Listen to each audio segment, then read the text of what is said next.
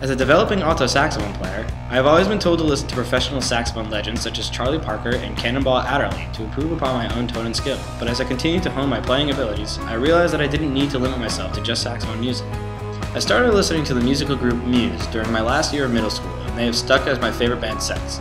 The band, who released their first album in 1999, consists of members Matt Bellamy, Christopher Wolstenholme, and Dominic Howard. They focus much on bass-driven lines, vocal vibrato, vocal falsetto, and sometimes intricate piano lines. Although none of the members play saxophone lines in any of the songs, I found it just as helpful to take ideas from Muse's music as it was to take from the music of famous saxophone players. Sure, the music lacked the tone of a professional saxophone player, but I realized that listening to Bellamy's powerful vocal lines and imitating his pitch proved effective in improving my own tone quality and control. In the few minutes before my band class started each day in high school, my friend Seth and I would work on our own rendition of Muse's track Starlight from their fourth album, Black Holes and Revelations. Seth was in charge of maintaining the deeper bass line on his tenor saxophone, while I tailored the opening keyboard line and vocal part to be fitting for the sound of an alto saxophone.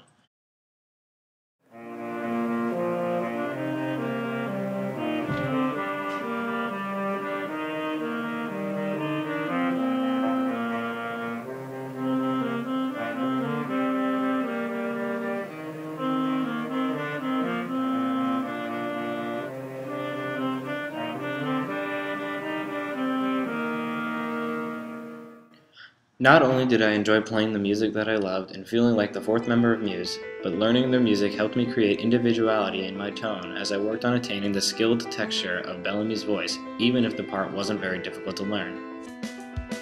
Starlight wasn't the only piece that I learned how to play on the saxophone. Simply by listening to a couple of my favorites by Muse, I would work on playing Sunburn from their first album Showbiz and Plug-in Baby from their second album Origin of Symmetry. Sunburn leads with an interesting keyboard line that I instantly wanted to transpose to the saxophone, while Plug-in Baby used a not too challenging guitar riff as its intro. Just because it was simple on guitar though, doesn't mean that it was simple on saxophone. Getting the finger movements down took a lot more work than I expected. The piano, guitar, and the saxophone are all very different, and quick runs are a bit easier to pull off when playing on the piano or guitar rather than the saxophone. However, there are advantages to successfully learning to play specifically tailored instrumental lines on another musical instrument. I needed to practice almost every day to successfully play the new music, but I am glad I stuck with it. As a result, I could move up and down various octaves faster than I used to, while still maintaining a good tone.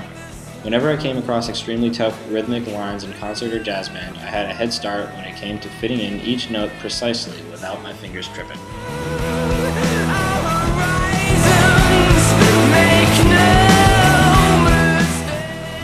Taking a musical idea and transposing it to another instrument can also spark inspiration and imagination. A song played on a violin would sound completely different than if it were played on a trumpet, but neither version would be considered better than the other. One song is turned into two songs with a simple instrument change, and I'm not just saying that from my own experience. Muse has done it themselves during live shows where they play Sunburn, and Bellamy doesn't have enough time to switch from playing the piano to the guitar just to play the guitar solo. As a compromise, he transposes the guitar solo into a piano solo, giving the song a completely new sound while holding onto the integrity and heart of the melody. These types of changes can really open a new door for musicians, allowing for new ideas to arise. Every time I play one of Muse's hits on my saxophone, I tend to drift off and build off of the new sound that my saxophone gives to the original line. I personally find it tougher to expand with music already written for a saxophone in mind, and I highly recommend looking into musical lines created using different instruments.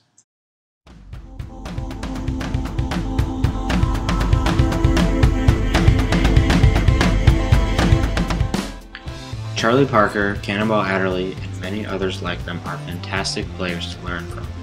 But that doesn't mean that you can't listen to even your favorite band to learn and improve upon your skills on an instrument.